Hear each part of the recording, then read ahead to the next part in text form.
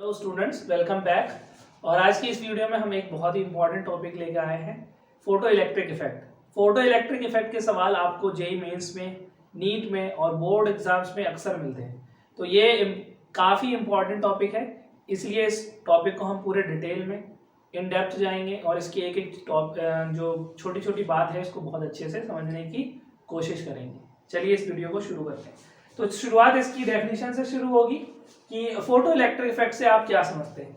तो photo electric effect जो है, आप इस तरीके से इसको डिफाइन कर सकते हैं कि it is the emission of electrons from metal surface when light incident on it. यानी कि जब किसी मेटल सरफेस पर लाइट इंसिडेंट करती है, लाइट आकर टकराती है, तो क्या होता है, कुछ इलेक्ट्रॉन्स बाहर निकलते हैं।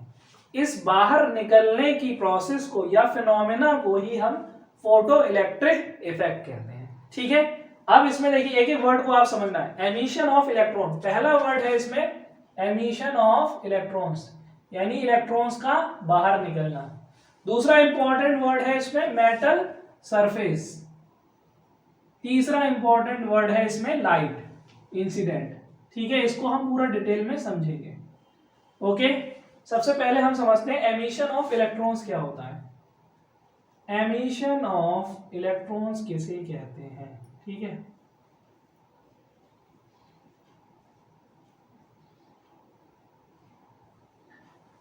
ठीक है, एमिशन ऑफ इलेक्ट्रॉन्स का मतलब होता है इलेक्ट्रॉन्स का मेटल सरफेस को छोड़कर चले जाना। इलेक्ट्रॉन्स का मेटल सरफेस को छोड़कर चले जाना। अब सवाल उठता है कि इलेक्ट्रॉन्स मेटल सरफेस छोड़कर क्यों जाते हैं। इसका रीजन ये है कि जो मेटल जो इलेक्ट्रॉन्स होते हैं वो न्यूक्लियस से क्यों बाउंड होते हैं, क्योंकि वो एक उनके बीच में अट्रैक्शन फोर्स होता है जिसकी वजह से वो एक दूसरे बाउंड होते हैं न्यूक्लियस के। अगर उसकी उनकी जो एनर्जी है, पोटेंशियल एनर्जी इलेक्ट्रॉन्स की नेगेटिव आती है, अभी हम देखते हैं। अगर इतनी एनर्जी हम कहीं से सप्लाई कर दें तो वो इलेक्ट्रॉन्स उस न्यूक्लियस को छोड़कर चले जाएंगे और वो फ्री हो जाएंगे। इस तरीके से हम कहते हैं कि इलेक्ट्रॉन्स क्या हो रहे हैं, एमिट हो रहे हैं। कहां से, मेटल सरफेस से। अभी आपको दिखाते हैं। ठीक है, तो एमिशन ऑफ इलेक्ट्रॉन्स का मतलब ये होता है ejection of electrons from any metal when energy is supplied. When energy is supplied, यानी जब एनर्जी सप्लाई की जाती है टू द इलेक्ट्रॉन्स। जब इलेक्ट्रॉन्स को एनर्जी सप्लाई की जाती है तो वो क्या करते हैं, बाहर निकल आते हैं। इसी फिनोमेना को या प्रोसेस को हम एमिशन कहते हैं। ठीक है, अब ये एमिशन जो है, इसमें जो इसको आप समझने के लिए सबसे पहले हम एक एटॉमिक स्ट्रक्चर को समझते हैं कि ये एक न्यूक्लियस है और इसके चारों तरफ ये इस तरीके से इलेक्ट्रॉन रिवॉल्व कर रहे हैं। ये ऑर्बिट्स हैं जिनमें इलेक्ट्रॉन क्या कर रहे हैं, रिवॉल्व कर रहे हैं। ठीक है,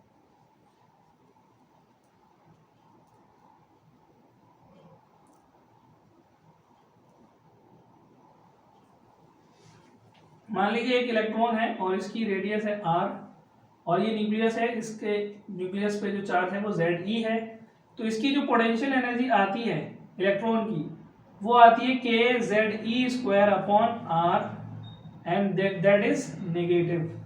ठीक है, दो अपोजिट चार्जेस की पोटेंशियल एनर्जी हमेशा नेगेटिव आएगी। तो नेगेटिव एनर्जी आने का मतलब ये होता है कि इलेक्ट्रॉन पे इतना एनर्जी का कर्ज है। मतलब अगर इलेक्ट्रॉन को ये ऑर्बिट छोड़कर जाना है तो कम से कम इतनी एनर्जी अगर इलेक्ट्रॉन को मिल जाती है तो ये ऑर्बिट अपना छोड़कर फ्री हो जाएगा। ठीक है, तो इतनी एनर्जी का कर्ज है, का लोन समझ लीजिए। ठीक है, अब जो इस लोन को चुका देगा तो इलेक्ट्रॉन क्या हो जाएगा, फ्री हो जाएगा। ठीक है, तो इसी तरीके से हमने देखो एमिशन ऑफ इलेक्ट्रॉन्स को क्या कहा कि ejection of electrons from any metal when energy is supplied. तो जो एनर्जी सप्लाई होगी वो इस एनर्जी के लोन को चुका देगी तो इलेक्ट्रॉन क्या हो जाएगा, फ्री हो जाएगा। ठीक है, तो इस एनर्जी के लोन को हम कितने तरीकों से चुका सकते हैं, वो तरीके हैं हमारे पास 4 तरीके। इसलिए एमिशन ऑफ इलेक्ट्रॉन्स कितने तरीके से हो सकता है? 4 तरीके से। हम वो 4 तरीके हम देखते हैं। तो 4 ways of electron emission, electron के निकलने के कितने तरीके हैं? 4 तरीके। सबसे पहला तरीका थर्मियोनिक एमिशन। थर्मियोनिक एमिशन, इसमें जो एनर्जी सप्लाई करी जाएगी in the form of thermal energy supply की जाएगी। Thermal energy is supplied. तो इसमें जो लोन चुकाया जाएगा वो किससे चुकाया जाएगा? थर्मल एनर्जी से। इज सप्लाइड, और इलेक्ट्रॉन निकल जाएंगे। दूसरा केस होता है हमारा फील्ड एमिशन। फील्ड एमिशन, तो फील्ड से आप समझ गए होंगे कौन सा फील्ड की बात हो रही है यहां पे? इलेक्ट्रिक फील्ड की। तो एनर्जी कौन सी होगी? Electrical energy.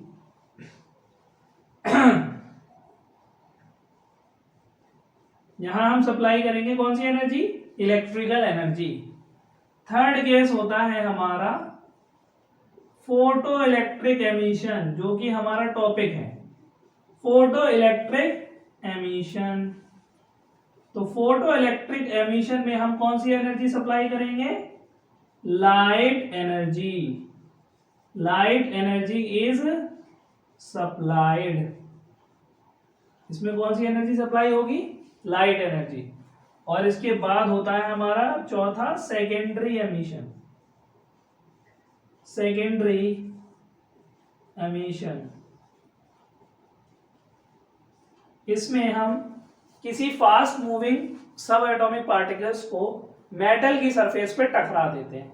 तो जब फास्ट मूविंग पार्टिकल्स जब मेटल सरफेस से टकराते हैं तो वो अपनी काइनेटिक एनर्जी इन इलेक्ट्रॉन्स को ट्रांसफर कर देते हैं। तो जब वो इन इलेक्ट्रॉन्स को ये एनर्जी मिल जाती है तो इनका ये लोन उतर जाता है और ये फ्री हो जाते हैं। ठीक है, तो इसमें क्या होगा? Fast moving electrons are used.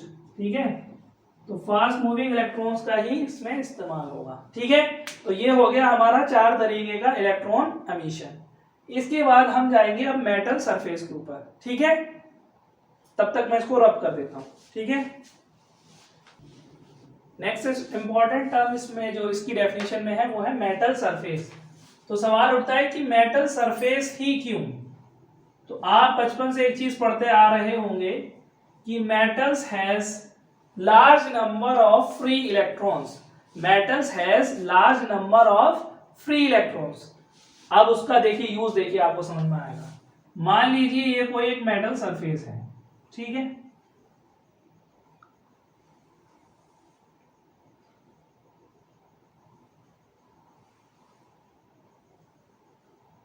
तो ये अगर कोई मेटल सरफेस है तो मेटल सरफेस के जो ये इलेक्ट्रॉन्स होते हैं, जो सरफेस के इलेक्ट्रॉन्स होते हैं, इनकी एनर्जी काफी ज्यादा होती है और इन्हें निकालना काफी आसान होता है। ठीक है, they are loosely bound and they are easy to be ejected. इन सरफेस इलेक्ट्रॉन्स को surface electrons are loosely bound and easy to eject। इनको निकालना काफी आसान होता है। ठीक है, तो अब सवाल उठता है कि किस मेटल सरफेस से इलेक्ट्रॉन आसानी से निकलेंगे और किस मेटल सरफेस से इलेक्ट्रॉन मुश्किल से निकलेंगे, ये किस बात से डिसाइड होगा? तो इसके लिए हमने एक क्वांटिटी डिफाइन करी, that is called work function. क्या कहते हैं इसे? Work function. वर्क फंक्शन का सिंबल होता है फाई। ठीक है, वर्क फंक्शन का सिंबल होता है फाई। वर्क फंक्शन को हम इस तरीके से डिफाइन करते हैं कि किसी भी मेटल सरफेस के लिए कितनी मिनिमम एनर्जी सप्लाई की जाए कि उससे इलेक्ट्रॉन, उसकी सरफेस से इलेक्ट्रॉन्स निकलना शुरू हो जाए, that is called work function. The minimum energy required to remove electron from the metal surface। ठीक है, तो मिनिमम एनर्जी जितनी चाहिए, ये एक्चुअली एक एनर्जी ही है, मिनिमम एनर्जी जितनी चाहिए इलेक्ट्रॉन रिमूव करने के लिए, कहां से, मेटल सरफेस से, उसे उसका वर्क फंक्शन कहते हैं। ठीक है, इसकी अगर यूनिट की बात करें तो यूनिट इसकी होती है इलेक्ट्रॉन वोल्ट, ईवी। तो 1 इलेक्ट्रॉन वोल्ट जो होता है वो 1.6 इंटू 10⁻⁻19 जूल के बराबर होता है। 1 electron volt is equal to 1.6 into 10⁻⁻19 joule. अच्छा, अब इसकी बात करते हैं, तो सबसे कम जो वर्क फंक्शन अभी तक पाया गया है वो होता है सीजियम का। सीजियम हैज मिनिमम 5, और वो कितना होता है, लगभग 2.14 इलेक्ट्रॉन वोल्ट। ठीक है, सीजियम का जो वर्क फंक्शन है वो सबसे कम है, यानी कि सीजियम से इलेक्ट्रॉन निकालना सबसे ज्यादा आसान है। ठीक है, इसके बाद अगर बात करें तो सबसे ज्यादा किसका है, सबसे ज्यादा होता है प्लेटिनम। प्लेटिनम हैज मैक्सिमम 5, ये लगभग होता है 5.65 इलेक्ट्रॉन वोल्ट। तो बाकी सारे मेटल्स के जो वर्क फंक्शन है वो इन दोनों के बीच में ही लाई करेंगे। सबसे कम सीजियम का, यानी इससे इलेक्ट्रॉन निकालना सबसे ज्यादा आसान है, और प्लेटिनम का सबसे ज्यादा है, इसका मतलब यह है कि इससे इलेक्ट्रॉन निकालना सबसे मुश्किल है। ठीक है, तो आई होप इस बात को आपको समझ में आ गया होगा कि मेटल सरफेस से ही हम इलेक्ट्रॉन्स क्यों निकाल रहे हैं। ठीक है, इसमें एक दो वर्ड और हैं जो अभी हम एक्सप्लेन करेंगे, जब तक मैं इसको रब कर देता हूं। ठीक है, तीसरा इसमें इंपॉर्टेंट टर्म है लाइट। लाइट को समझने के लिए हमें एक थ्योरी को समझना पड़ेगा। इस टर्म की जो गहराई है, इस टर्म की जो वजह है, रीजन है कि ये टर्म यहाँ पर क्यों है, इसको समझने के लिए हमें एक थ्योरी को समझना पड़ेगा, that is Planck's theory. Planck's theory of quantization. Planck's theory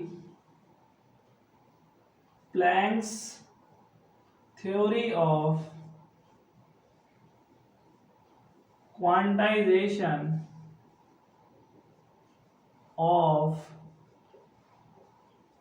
radiation.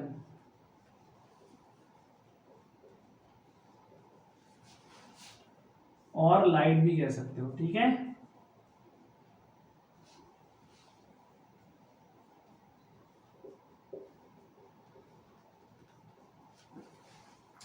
Planks theory of quantization of radiation क्या है एक्चुअली? देखिए, जब तक ये थ्योरी नहीं आई थी तब तक ये माना जाता था कि लाइट या इलेक्ट्रोमैग्नेटिक वेव्स या रेडिएशन, सब बात देखिए, ये सब एक वेव नेचर शो करती हैं। इनके पास सिर्फ एक नेचर है, that is only wave nature. But भूचाल तब आया जब प्लैंक्स ने ये थ्योरी दे दी कि ये देखो, ये जो जितनी भी आप इलेक्ट्रोमैग्नेटिक वेव्स या लाइट या रेडिएशन जो भी आप पढ़ते हो, ये सारी की सारी पार्टिकल नेचर भी शो करती हैं। तो ये अपने आप में एक बहुत नई बात थी जिसने एक पूरी ब्रांच ऑफ फिजिक्स डेवलप कर दी, that is called quantum physics. यहां से एक नई फिजिक्स शुरू हुई है, that is called quantum physics, और इसका हम बहुत थोड़ा सा ही पार्ट पढ़ेंगे, लेकिन यहां हम समझेंगे कि क्या है। तो इनकी प्लैंक्स थ्योरी में ये बात थी कि व्हेन, पहला पॉइंट ये था, व्हेन इलेक्ट्रोमैग्नेटिक वेव्स या radiation interact with matter, it behaves like it behaves like as a particle. It behaves like as a particle called photons. इनको बाद में एनर्जी पैकेट्स भी कहा किसी ने, या क्वांटा। ठीक है, तो पहली थ्योरी का यही पॉइंट ही बहुत ही अपने आप में एक काफी लोगों को परेशान कर दिया था इसने। पहली बात इन्होंने जब कही कि कोई भी जो इलेक्ट्रोमैग्नेटिक वेव है या कोई भी जो इलेक्ट्रोमैग्नेटिक रेडिएशन है, ये जब किसी मैटर से इंटरेक्ट करता है या किसी मैटर से जाके टकराता है तो ये वेव की तरह बिहेव नहीं करता। ये वेव ये करता है पार्टिकल की तरह बिहेव करता है। और वो पार्टिकल एक्चुअली क्या है, उस पार्टिकल को नाम दिया इन्होंने फोटॉन्स का। तो इस तरीके से एक चीज डेवलप हुई कि जो लाइट है, जिसे आप अभी तक वेव समझ रहे थे, वो सिर्फ वेव नहीं बल्कि उसके पास एक और नेचर है, that is called particle nature. और वो जो पार्टिकल है वो किससे बने, जो लाइट है वो किस पार्टिकल से बनी है, फोटोन से बनी है। कुछ लोगों ने इन्हें एनर्जी पैकेट्स भी कहा या इसे क्वांटा भी कह सकते हैं। ठीक है, ओके।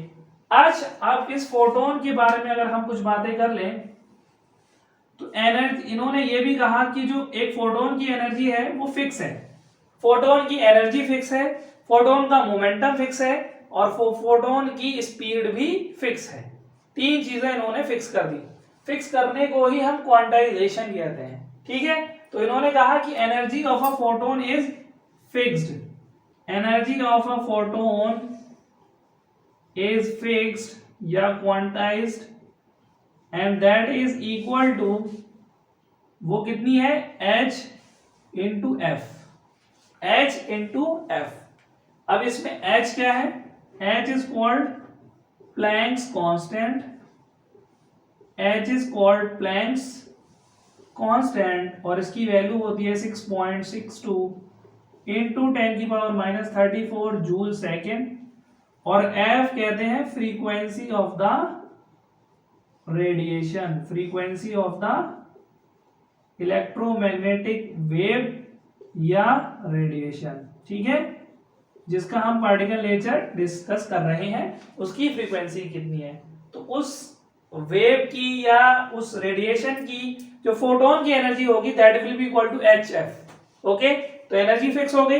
फिर इसी तरीके से उन्होंने कहा, इसका एक और फॉर्म है, अगर हम इसको लैम्डा के टर्म में लिखें तो hc by lambda, hc by lambda, where c is the speed of light, speed of light. अभी हम इसको भी समझेंगे। ठीक है, एंड स्पीड ऑफ लाइट कितनी होती है, 3 इंटू 10⁸ मीटर पर second. And lambda is the wavelength of, lambda is the wavelength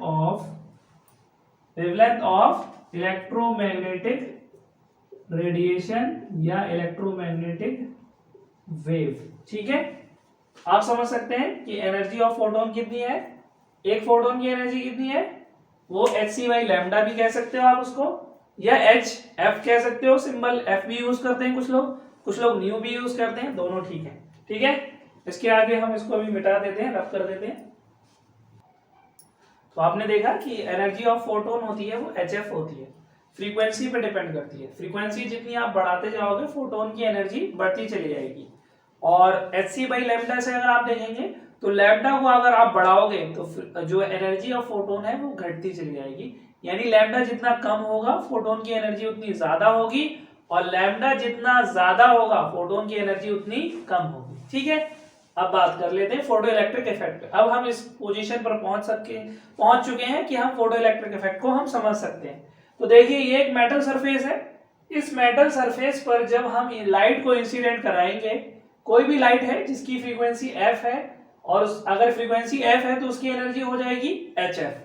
तो जब वो मेटल सरफेस से टकराएगी तो उसकी एनर्जी में से मेटल सरफेस अपना वर्क फंक्शन ले लेगा, वो लोन चुकाना है, तो वर्क फंक्शन वाली एनर्जी चली जाएगी।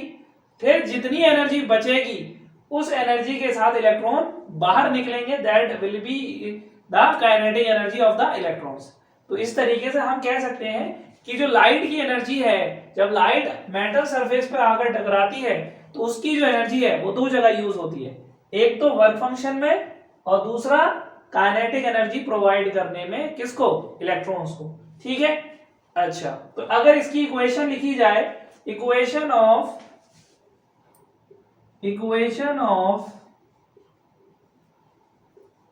Photo electric effect, equation of photo electric effect,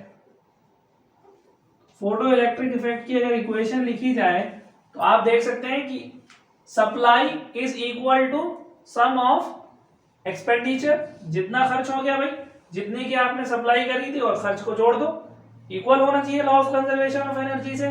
तो सप्लाई है हमारी HF की और खर्च हुआ है वर्क फंक्शन में, वर्क फंक्शन का सिंबल हमारा फाई है, ठीक है, प्लस और कहां खर्च हुआ है हमारा काइनेटिक एनर्जी, तो ये काइनेटिक एनर्जी होगी मैक्सिमम। तो ये इक्वेशन कहलाती है हमारी फोटो इलेक्ट्रिक इफेक्ट की equation. HF is equal to 5 plus KE max. अगर मैं इसको और अच्छे से लिखूं तो अभी एक अगले स्टेप में हम इसको बताएंगे। फिर सवाल उठता है कि कंडीशन क्या है, फोटो इलेक्ट्रिक इफेक्ट होने के लिए क्या क्या कंडीशन है।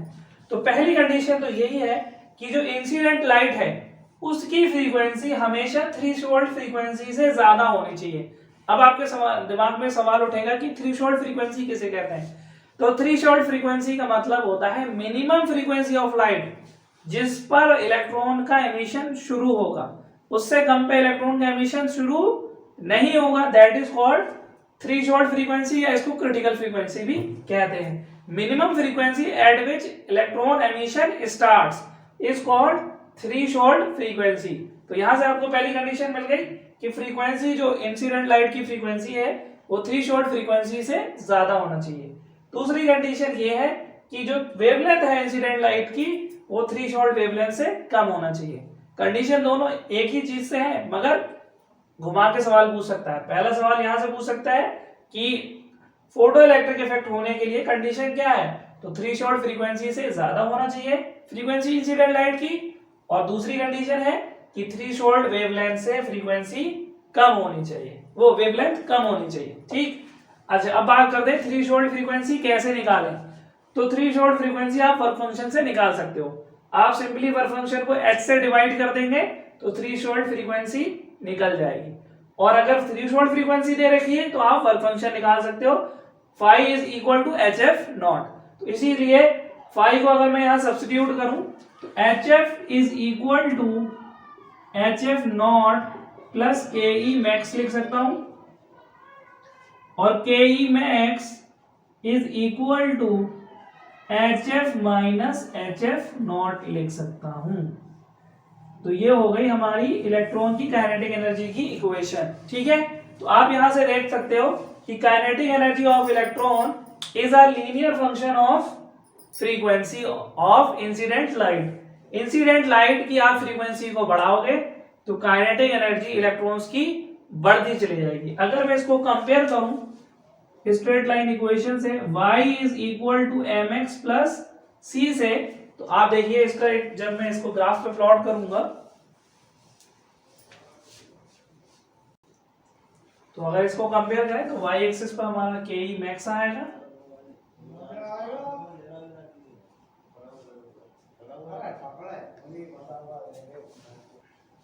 तो अगर इस इक्वेशन से आप कंपेयर करें, ये एक स्ट्रेट लाइन की इक्वेशन है, तो y is equal to mx plus c से आप कंपेयर करें तो y एक्सिस पे KE मैक्स लेंगे और x एक्सिस पे फ्रीक्वेंसी, और स्लोप इसका क्या देगा, स्लोप इसका होगा h, जो थीटा होगा m is equal to tan theta, that will be equal to h होगा, और इसका जो इंटरसेप्ट है वो नेगेटिव में है, वो HF नॉट है, दैट इज वर्क फंक्शन। तो जब तक ये जीरो नहीं होगा तब तक एमिशन स्टार्ट नहीं होगा। ये डॉट इसलिए है, डॉटेड जो लाइन है वो इसका मतलब ये है कि अभी काइनेटिक एनर्जी नेगेटिव है, नेगेटिव तो हो नहीं सकती काइनेटिक एनर्जी, इसका मतलब भी इलेक्ट्रॉन्स एमिट नहीं हो रहे हैं, और यहां पर जब F is equal to F nought हो जाएगा तब यहां से इलेक्ट्रॉन्स का एमिशन स्टार्ट होगा और वो उनकी काइनेटिक एनर्जी बढ़ती चली जाएगी। तो thank you for this video. I hope ये वीडियो आपको पसंद आया होगा। Thank you so much.